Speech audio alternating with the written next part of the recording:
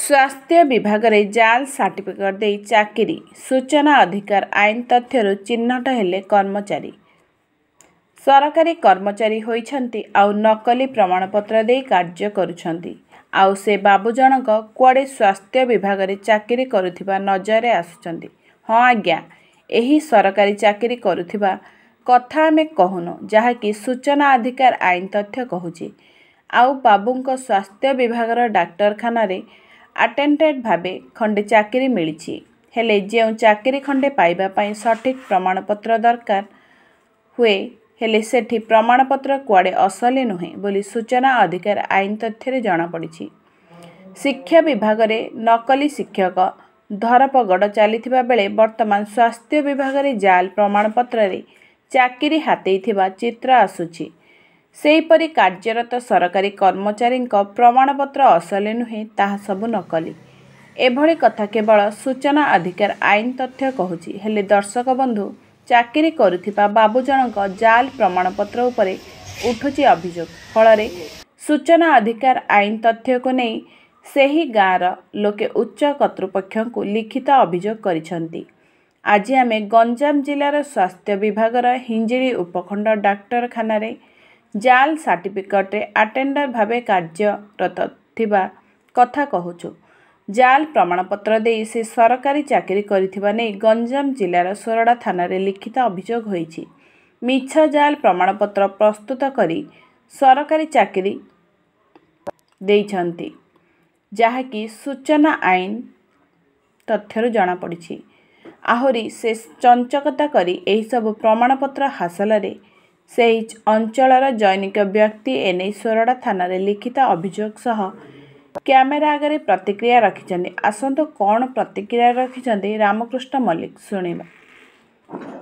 गंजाम जिला हिंजिली रंजित कुमार पलाइन का रिपोर्ट स्वतंत्र टीवी। मोर परिचय आज्ञा कोगा न मो घर होची केंदुबले मो ना होची दुशासन मल्लिक। कोन हेची माने वर्तमान आमर जो जो लोकों पाई आमे अभियोग करछु से कौन होची माने से एसी पूरा एसटी रो सर्टिफिकेट नै चाकरी करछि किंतु से गाजलवाड़ी एबीएस स्कूल पाठ पढ़ला 7म क्लास आमर मा कन्दन दे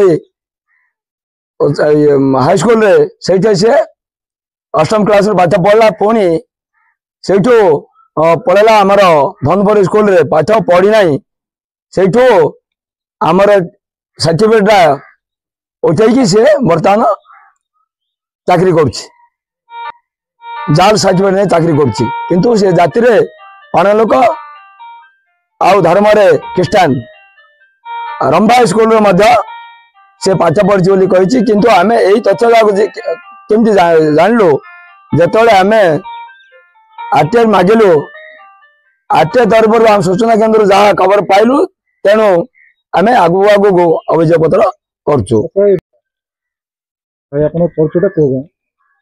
मोर परिचय है रामकृष्ण मल्लिक मोर पंचायत असुरबंध। आमर अभियोग है कि जे आमर जातिगत प्रमाणपत्र सब भूल भाल देइछन सब तापरे अलगा जातिर लोक माने आम जातिर सर्टिफिकेट बाहर करी सब चाकरी पाउछन्ती।